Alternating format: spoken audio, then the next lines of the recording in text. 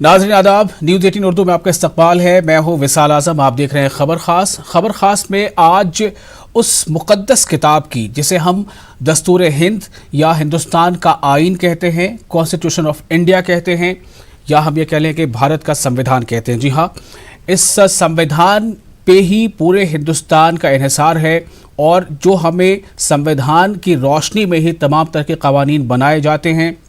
कोई भी ऐसा कानून जो संविधान से बिल्कुल टकराता हो वो कानून यहाँ नहीं काबिल कबूल हो सकता।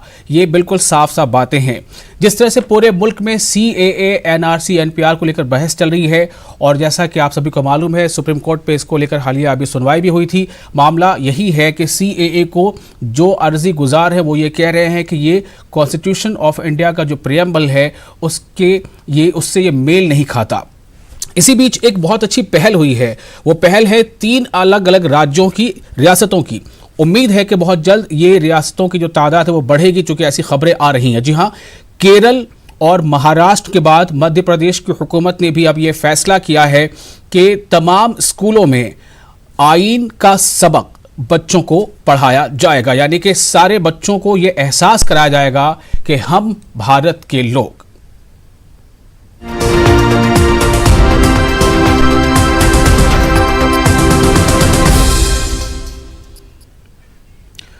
तो आपको ये बता दें कि एक के बाद एक कई ऐसे रियासतों की तादाद अब बढ़ती जा रही है। सबसे पहले ये बात केरल से शुरू हुई थी कि केरल में जो वहाँ के वज़ीर आला हैं विजयन, उन्होंने इस बात का ऐलान किया था। सबसे पहले तो वहाँ पर केरल में CAA के ख़िलाफ़ एक आवाज़ उठी और उसके बाद ये आवाज़ इस तरह से उठी, वहाँ आवाम सड़कों पर इस तरह से आई कि वहाँ की हुकूमत ने असम्बली में करारदाद भी मंजूर की और उसमें ये तय पाया कि वो CAA को चैलेंज करेंगे और फिर वो सुप्रीम कोर्ट भी गए।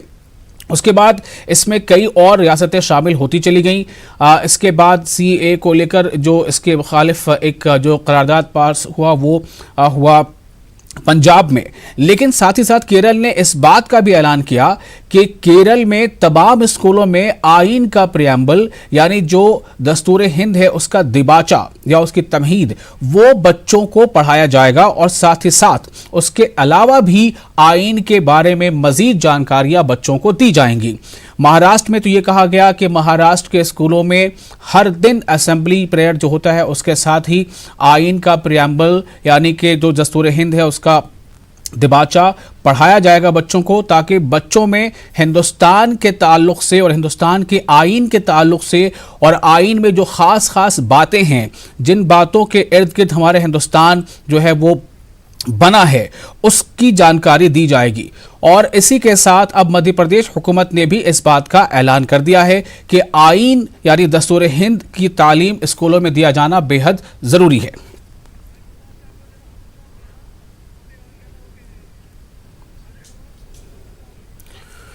तो आज हम इसी ख़ास मौजू पर गुफ्तगू करेंगे, लेकिन हम आपको ये भी बताएंगे कि कितनी ख़बरें हैं जिस पर आज बहुत ज़रूरी है आपको ये बताना कि वो ख़बरें कौन सी हैं और किन पर ये हम रोशनी डालेंगे, जैसा हम हमेशा बताते हैं। लेकिन पहले हम आपको ये बता दें कि इस ख़ास मौके पर हमारे साथ 3 मेहमान जुड़ रहे हैं भोपाल से। मैं उनका आपको तारुफ करा देता हूँ। भोपाल से हमारे साथ जुड़ रहे हैं कांग्रेस के तर्जुमान भूपेंद्र गुप्ता, और इसके अलावा भोपाल से हमारे साथ हैं नेहा बग्गा जो BJP के तर्जुमान हैं, और एडवोकेट मोहम्मद हारून हमारे साथ हैं। और इनके अलावा हम जुड़ेंगे अपने नुमाइंदे तारिक कमर से लखनऊ से जो इस वक्त मौजूद है हमारे साथ, और साथ ही हमारे साथ जुड़ेंगे मेहताब जो इस वक्त भोपाल से मौजूद हैं। तो हम इन तमाम मेहमानों का इस्तकबाल करते हैं और सबसे पहले आपको हम लिए चलते हैं लखनऊ, जहां पर लखनऊ का जो तारीखी घंटा घर है वहाँ यानी क्लॉक टावर, उसके आसपास पिछले कई दिनों से जो ख़वातीन हैं वो CAA, NPR, NRC के ख़िलाफ़ लगातार एहतजाज कर रही हैं।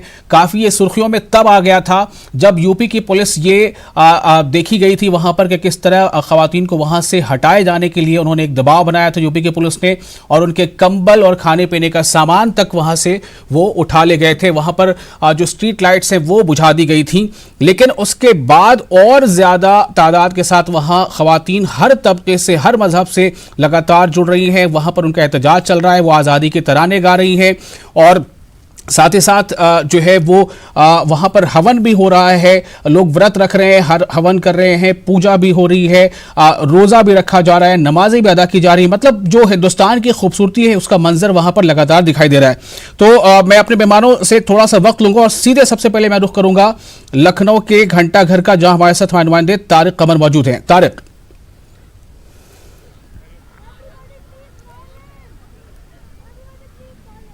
विशाल, बहुत अहम मंजर मैं आज पेश कर रहा हूँ। यहाँ से देखिए, आप दिखाइएगा हमारे नाज़रीन को। सुबह से यहाँ मौजूद हूँ और ये देखा गया है कि लखनऊ ने गवाही दे दी है कि ये लखनऊ एक तारीखी शहर है और ख़वातीन ने ये साबित कर दिया है कि जब जब आईन और दस्तूर की हिमायत में आवाज़ें उठेंगी, जब जब आईन और दस्तूर के तहफ़्फ़ुज़ के लिए आवाज़ें उठेंगी, तो लखनऊ की ख़वातीन अपने घरों में नहीं बैठेंगी।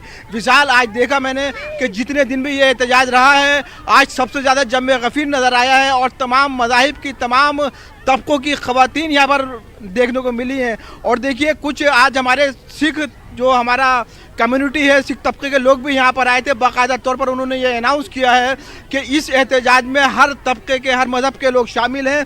बताइएगा हमारे नाज़रीन को कि क्या कुछ पैगाम देना चाहते हैं। ख़ासतौर से ये आवाज़ें उठ रही हैं आईन और दस्तूर के तहफ़्फ़ुज़ के नाम पर, हिंदुस्तान को बचाने के नाम पर, जमहूरियत के नाम पर, क्या कुछ कहेंगे आप? मैं सभी को सलाम, सभी के जज्बे को सलाम करना चाहता हूँ। मैं पीछे देख रहा था कोई महिलाएं जो अभी शायद घर का कभी दहलीज नहीं लागी होंगी, मगर आज देश में जो भ्रम की स्थिति पैदा कर दी गई है केंद्र सरकार द्वारा, उसको देखते हुए वो बाहर आई हैं। हम लोग पहले भी यहाँ पे आ चुके हैं, जो हम लोग चाय नाश्ता लेके आए थे। आज हम लोग अरदास करने आए थे अपने साहिब श्री गुरु ग्रंथ साहिब जी महाराज जी के चरणों में, जिसमें ज्ञानी जी, हम लोगों के अय्यागंज गुरुद्वारे से ज्ञानी जोगिंदर सिंह जी आए थे अरदास करने के लिए, भाई वीर सिंह जी आए थे, हमारे परिवार के जसमीत कौर बच्चे सब आए थे। सब इसी मकसद से आए थे कि भगवान के चरणों में अरदास करें, जो भ्रम की स्थिति हमारे देश के अंदर है वो दूर हो जाए, हम एकदम सामान्य जीवन हम लोग हर नागरिक जी सके। इसलिए विशाल, धर्म के नाम पर आ रहे हैं कि धर्म को जो है तहफ़्फ़ुज़ दिया जाए, आइन को तहफ़्फ़ुज़ दी जाए। देखिए, मैं बता दूं आपको, यहाँ पर हमारे साथ सुमैया राना मौजूद हैं, जिनके खिलाफ बाकायदा तौर पर FIR दर्ज की गई थी, लेकिन FIR दर्ज होने के बावजूद भी उन्होंने हौसला नहीं हारा है। मारूफ शायर मुनव्वर राना की बेटी है। सुमैया, क्या कुछ कहेंगी? बार बार आपके खिलाफ आवाज़ें उठती हैं, पुलिस मजालिम करना चाहती है, किस जज्बे के साथ यहाँ पर आई हैं? मैं तो जानती हूँ, देखिए, कि कदम बढ़ाने में ख़तरा है जान का, लेकिन मैं लौटती हूँ तो सारा वक़ार जाता है। देखिए, मैं पहले ही दिन से कह रही हूँ कि ये जज्बा, इसको पूरे देश को सलाम करना चाहिए जो लोग इसकी मुखालफत पर उतरे हुए हैं। दूसरी चीज़, जो मुकदमे हम पर दायर किए गए हैं, वो देश की अगर रक्षा के लिए जान देनी पड़े, ये मुकदमे उसके आगे बहुत छोटे हैं। ये मुल्क बचाने का हमारा कदम है, संविधान बचाने का कदम है, इसके लिए हम हमेशा तैयार हैं। मेरे बचाव की तदबीर सोचने वाले, सवाल सर का नहीं है, मेरे वकार का है। सुमैया राना का मानना यही है कि ये मामला जो है ये वकार का है, यहाँ पर सर की परवाह नहीं की जा रही है। आप क्या कहना चाहेंगी? बिल्कुल, ये मुल्क को बचाने की एक मुहिम चल रही है, जिसमें हमारी बहनें सब साथ खड़ी हैं और हम उनके सपोर्ट में खड़े हैं। आज ये जो महिलाएं निकली हैं, ये घर से नहीं निकलती थी, ये छोटे छोटे बच्चों को लेके अपने घर से निकली हैं, तो जाहिर है बहुत बड़ा मकसद है इसके पीछे। ये संविधान बचाने का, मुल्क बचाने का, आपसी भाईचारा बचाने की मुहिम है। हमें संविधान को बचाना है, इस जज्बे से हम लोग यहाँ आए हैं, हमें बचाना है, हम बचा कर रहेंगे। जैसे मोदी जी ने एक जुमला बोला था, मुसलमान अपनी औरतों को घर के अंदर कैद रखते हैं, उनको निकलने नहीं देते। आज हमने उनको ये दिन दिखा दिया। ऐसा कुछ नहीं, हमारे भाई, हमारे घर वाले हम लोग को आज़ाद किया, हम लोग कोई दबिश में नहीं है, हम लोग आज़ाद हैं, आज़ाद रहेंगे। एक बुनियादी बात यह है कि एक जो कुछ कहा जाता था मुस्लिम खवातीन के ताल्लुक से कि इनको लोग घरों में कैद रखते हैं, इनके अंदर जज्बा बेदारी नहीं है, इनके अंदर अज़्म नहीं है, हौसला नहीं है, उसको तमाम तौर पर इन्होंने तरदीद उसकी कर दी है। ये बता दिया है आज तमाम लोगों ने, तमाम खवातीन ने लखनऊ की, कि अभी उनका अज़्म जिंदा है, अभी उनके हौसले जिंदा हैं, वो हारे नहीं है। हम शाहीन है, परवाज़ है काम मेरा, मेरे सामने आसमां और भी हैं।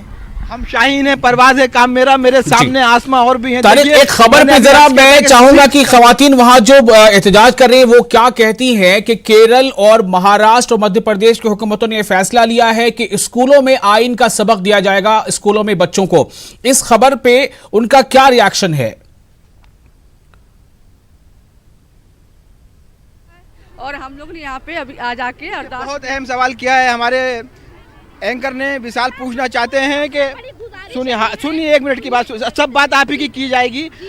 हुकूमत कहती है बार बार कि बच्चों को तालीम दी जाए, आइन की, दस्तूर की, और मुख्तलिफ इलाकों में ये काम किया जा रहा है। तो आप क्या कहना चाहती हैं जो कुछ हुकूमत कह रही है? सर, हम लोग बच्चों को तालीम दें, हम लोग घर संभालें, सब करें, पर मोदी जी ये हटा दें, हम लोग अपने घर में जाके शान से बैठ जाएं। बस हम लोगों का यही बस सर, हम लोगों का सिर्फ एक यही टारगेट है, मोदी जी जैसे हमेशा सारे नेता देश चलाते थे प्रधानमंत्री, वैसे ही वो भी चलाएं।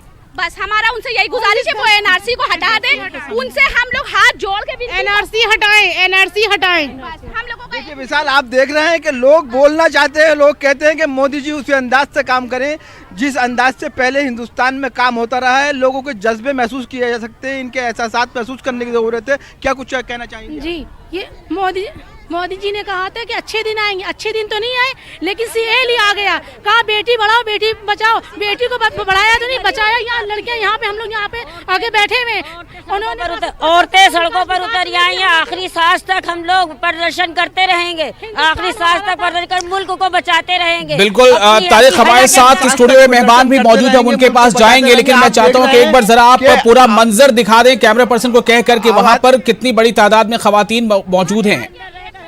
मैं अपने कैमरा पर्सन गुलजार साहब से दरखास्त करूंगा कि देखिए आप ये मंजर दिखाइए। आप देखेंगे कि जहां तक निगाहें जा रही हैं, जहां तक हमारा कैमरे की निगाहें पहुंच सकती हैं, आप देखिए कि ये लखनऊ का वो तारीखी घंटा घर है जहां पर ख्वातीन ने एक नई तारीख मुरतब कर दी है, एक नई तारीख रकम कर दी है। लखनऊ की ख्वातीन ने बता दिया है कि कोई भी एहतजाज जब जब हिंदुस्तान को बचाने के नाम पर किया जाएगा, जब जब आइन और दस्तूर को बचाने के नाम पर किया जाएगा, तो ये ख्वातीन किसी से भी पीछे नहीं रहेंगी, बल्कि शाना बशाना कदम ब कदम आगे बढ़ते हुए। बिल्कुल तारिक, मैं जरा अपने मेहमानों के पास रुख करूंगा, मैं फिर आपके पास वापस आने की कोशिश करूंगा। हमारे साथ स्टूडियो में 3 खास मेहमान हैं। सबसे पहले मैं चलूंगा, भूपेंद्र गुप्ता जी हमारे साथ मौजूद हैं। भूपेंद्र जी, मेरा एक सवाल आपसे है कि केरल, महाराष्ट्र और मध्य प्रदेश की हुकूमत ने ये फैसला लिया, जाहिर है कि आप हुकूमत में शामिल हैं, तो एक सवाल तो ये है कि आइन का सबक स्कूलों में पढ़ाया जाएगा, इसकी जरूरत क्यों महसूस की गई? देखिए, आज जो है संविधान को लेकर जो गलतफहमियां फैलाने की कोशिशें हो रही हैं और संविधान को जिस तरह से तोड़ने मरोड़ने की कोशिशें हो रही हैं, उसका एक जो मौजूद जो सवाल है वो ये भी है कि बच्चे जो है वाकिफ़ नहीं है, उसकी जानकारी उनके पास नहीं है, उन्होंने उसको पढ़ा नहीं है। तो कम से कम जो है हिंदुस्तान का हर बच्चा ये जाने कि उसके संविधान में जो है उसका प्रियम्बल क्या है, वो किस भावना से बनाया गया है, मुल्क किस तरह से तकसीम हुआ है और मुल्क किस तरह से यहाँ तक पहुँचा है, और उसमें उसकी क्या खुसूसियतें हैं जिनको बचाने की आज ज़रूरत है और जिनको आइंदा भी बचाने की ज़रूरत है, जिससे ये मुल्क कायम रहे, इसकी एकजहती कायम रहे, इसका जो बड़प्पन है, इसका जो गौरव है वो कायम रहे। और इसलिए जो है सरकार ने फैसला लिया है, हमारी सरकार, कमलनाथ जी की सरकार ने भी और छत्तीसगढ़ की सरकार ने भी, और जो केरल आप बता रहे हैं वहाँ भी, कि वो संविधान की शिक्षा, संविधान का पाठ स्कूलों में पढ़ाएंगे ताकि बच्चे जान सकें कि हमारा संविधान किस भावना से बनाया गया है। जी, नेहा बग्गा हमारे साथ है, बीजेपी की तर्जुमान है मध्य प्रदेश में। नेहा, संविधान का सबक दिया जाएगा स्कूली बच्चों को, क्या ये खुश आइंद अमल नहीं है? और अगर है तो फिर आज़ादी के इतने सालों बाद हमें क्यों याद आया कि स्कूलों में हम संविधान की शिक्षा दें?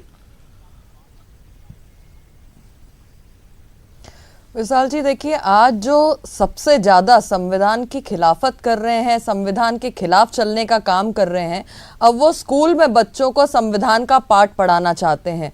देखिए, पिछले दिनों जो पूरा मध्य प्रदेश का घटनाक्रम रहा है, आपने 2 दिन पहले देखा होगा जीतू पटवारी जी ने एक सांसद के साथ किस प्रकार का व्यवहार किया है, सीए को लेके एंटी प्रोटेस्ट किस प्रकार से एक धारा 144 में खुद मुख्यमंत्री लेकर चल दिए 10,000 लोगों को, आपने वो भी देखा। लेकिन धारा 144 में लखनऊ में भी एक बहुत बड़ी रैली हुई थी, नेहा बग्गा जी, शायद आपको याद हो, दोनों प्रोटेस्ट में वहां पर कैसे आगजनी हुई है ये भी हमने देखा है। और आज ही की बात, आज दिग्विजय सिंह जी, कांग्रेस के जो सीनियर लीडर हैं, मध्य प्रदेश के जो पूर्व मुख्यमंत्री हैं, उन्होंने कहा कि अगर सुप्रीम कोर्ट इसे मान लेता है सीए को, तो ये धर्मनिरपेक्षता के ताबूत पर सबसे बड़ा हमला होगा। इस प्रकार के जो लगातार ये भड़काऊ भाषण, भड़काऊ बयान दे रहे हैं, और आपको याद होगा कि नेहा जी मेरा सवाल बहुत सीधा था, मैं किसी के बयानबाजी पे सवाल नहीं कर रहा था। मेरा सवाल आपसे ये था कि क्या आइन में, अगर स्कूलों में अगर आइन यानी जो हमारा संविधान है उसका सबक दिया जाएगा तो क्या ये बेहतर नहीं होगा? देखिए, इसमें कुछ नया नहीं है, दिल्ली की सरकार भी ये कर रही है, यूपी में भी कई स्कूलों में प्रियम्बल पढ़ाया जाता है। किन स्कूलों में, किस स्कूल में, नाम बता दीजिए किसी एक स्कूल का। कर्नाटक, चाहे आपकी केरला की हो, चाहे मध्य प्रदेश की हो, चाहे महाराष्ट्र की हो, ये जो कर रहे हैं ये तो खुद संविधान का पालन नहीं करते। ये तो खुद जो कॉन्स्टिट्यूशनली पास होकर बिल आते हैं उसका पालन नहीं करते हैं, उसका विरोध करते हैं, खुले मंचों पर जाते हैं, धारा 144 लगातार तोड़ते हैं। ठीक है, मेरा सवाल का आप जवाब नहीं दे रही है नेहा जी। मेरा सवाल सीधा था, क्या स्कूलों में संविधान का पाठ पढ़ाया जाएगा? जो आप कह रही हैं उसी का जवाब है शायद ये। जो लोग अभी गलत कर रहे हैं शायद उनको ये सबक नहीं था, तो क्या बच्चे सीखेंगे तो बेहतर होगा? विशाल जी स्कूलों में पढ़ाइए, बच्चों के लिए बेहतर होगा, बच्चों को अपना संविधान जानने की जरूरत है। पर आज मुख्य बात यह है कि तो क्या इसे तमाम राज्यों में लागू किया जाना चाहिए नेहा जी? नेहा जी, क्या इसे तमाम राज्यों में लागू किया जाना चाहिए? नेहा जी, क्या तमाम रियासतों की सरकारें इसे लागू करें कि स्कूलों में पढ़ाया जाए आइन, कॉन्स्टिट्यूशन? देखिए, बिल्कुल पढ़ाया जाता है विशाल जी, और पढ़ाया जाना भी चाहिए। पर मेरा आपके चैनल से गुजारिश है, मैं थोड़ा अभी आपके पास में आऊंगा। हमारे साथ मोहम्मद हारून साहब हैं, मैं उनके पास आता हूं। हारून साहब, देखिए, दो तरह की बातें हो रही हैं। जो नेहा जी कह रहे हैं वो बिल्कुल मैं मानता हूं कि कुछ हद तक ये बात सही है कि जो पॉलिटिकल जो एक्ट्स होते हैं, कई बार जैसे हम ये भी कहते हैं कि सियासी ड्रामा हो रहा है, उसमें कई बार ऐसा लगता है कि ये संविधान के रूह के शायद सही है या नहीं है। क्या ये जरूरी नहीं है, ये वक्त है ऐसा कि तमाम राज्यों में, बल्कि पूरे देश में तमाम स्कूलों में जो आइन है उसका जो बुनियादी जो उसकी बातें हैं वो बताया जाए बच्चों को? देखिए, मेरी गुजारिश ये है, बच्चों को तो पढ़ाया जाता भी रहा है, और मैं खुद स्कूल वगैरह चलाता हूँ। हम 15 अगस्त पे, 26 जनवरी पे हम ये सब चीज़ें बताते हैं और पूरा देश बताता है। संविधान को पढ़ाने की ज़रूरत आरएसएस को है, संविधान को पढ़ाने की ज़रूरत भारतीय जनता पार्टी को है, कि वो जो लोग संविधान का हमेशा से मुखालिफत करते रहे हैं, कि संविधान को बदलने की बात करते हैं, संविधान में जो बातें कही गई हैं उनको न मानने की बातें करते हैं, और जो अभी संविधान जिस तरह से मजाक बनाया जा रहा है कि ऐसा कानून ला रहे हैं सिटीजनशिप एक्ट का जिसमें शर्म आ रही है पूरी दुनिया में। देखिए, यहाँ हिंदुस्तान में शहरियत हिंदू भाइयों को, पाकिस्तान से, हम भोपाल में रहते हैं, सैकड़ों सिंधी भाई यहाँ पर आए और उनको शहरियत दी गई, और शहरियत दी जाती है और दी जाना चाहिए। लेकिन ऐसा कहा नहीं जाता है, छोटे छोटे घरों पे भी अगर कोई मंजिल बनाता है, कोई फ्लैट बनाता है, तो ये कहकर बोर्ड नहीं लगाता कि ये मकान बिकाऊ है और हम हिंदुओं को या मुसलमानों को नहीं देंगे। ये बिल्कुल संविधान के खिलाफ काम किया जा रहा है। कोई पाकिस्तान से या बांग्लादेश से या अफगानिस्तान से मुसलमान आने को तैयार नहीं बैठा है। हिंदू भाई आए, हम आते रहे हैं, हम स्वागत करते हैं और स्वागत करेंगे, लेकिन जिस तरह से ये अमेंडमेंट किया गया है ये घोर निंदनीय है। पहले भी जो सिटीजनशिप एक्ट है उसमें प्रोविजन मौजूद है, और उस प्रोविजन से भारत के अंदर हिंदू भाई, सिंधी भाई आते रहे हैं और उनको शहरियत दी गई। लेकिन ये हिंदू मुस्लिम डिवाइड करने के लिए ये ऐसा किया गया कि सब आ सकते हैं बस मुसलमानों को छोड़कर। ये घोर निंदनीय है। ये पूरी दुनिया में आप जाइए, कनाडा में, ऑस्ट्रेलिया में, न्यूजीलैंड में, यूरोप में, आज अरब मुल्कों के अंदर आप जाइए, दुबई के अंदर सिंधी भाइयों की लाखों दुकानें हैं। क्या वहां के देश के लोग ये कह दें कि यहाँ सिर्फ मुसलमान आएंगे, हिंदू नहीं आएंगे? या इंग्लैंड के लोग ये कह दें? ये बड़े शर्म की बात है। भारतीय जनता पार्टी, ठीक है, मैं इन तमाम चीजों का जो एक मरकूज है वो यही है कि अगर कॉन्स्टिट्यूशन के दायरे में सारी चीजें होंगी तो शायद किसी को कोई एतराज नहीं होगा। मैं सीधे रुख करूंगा अपने नुमाइंदे मेहताब का। वही तो मैं थोड़ा आपको रोकना चाहूंगा। मेहताब आलम हमारे साथ मौजूद हैं भोपाल से। मेहताब, आप इस वक्त कहां पर हैं? और मुझे लग रहा है कि आप किसी ऐसी जगह पे जहां पर कुछ लोग भी आपके साथ हैं। आज बात इसको लेकर हो रही है कि आईन का सबक स्कूलों में दिया जाए। मध्य प्रदेश हुकूमत ने, महाराष्ट्र हुकूमत ने, केरल की हुकूमत ने फैसला लिया है, इस पर क्या कह रहे हैं लोग? विशाल, हम बता दें कि इस वक्त हम भोपाल के इकबाल मैदान में मौजूद हैं और जहां पर 1 जनवरी से सत्याग्रह जारी है। और भोपाल की खास बात यह है कि यहां पर जो भी प्रोग्राम शुरू किया जाता है, यहां पर आइन का जो प्रियम्बल है उसके साथ शुरू किया जाता है। आप हमारे पीछे देखिए, यहाँ पर लोग मौजूद हैं और इस प्रियम्बल को पढ़ रहे हैं, क्योंकि ये जानते हैं कि प्रियम्बल में ही हमारी शक्ति है और इस बात को गुनगुना रहे हैं। आप खुद सुनिए। भारत के लोग भारत को एक संपूर्ण प्रभुत्व संपन्न समाजवादी धर्मनिरपेक्ष लोकतांत्रिक गणराज्य बनाने के लिए तथा अपने समस्त नागरिकों को सामाजिक, आर्थिक और राजनीतिक न्याय, विचार, अभिव्यक्ति, विश्वास, धर्म और उपासना की स्वतंत्रता, प्रतिष्ठा और अवसर की समानता प्राप्त कराने के लिए तथा उन सब में व्यक्ति की गरिमा और राष्ट्र की एकता और अखंडता सुनिश्चित करने वाली बंधुता बढ़ाने के लिए दृढ़ संकल्प होकर हमारी इस संविधान सभा में आज तारीख 26 नवंबर 1949 के दिन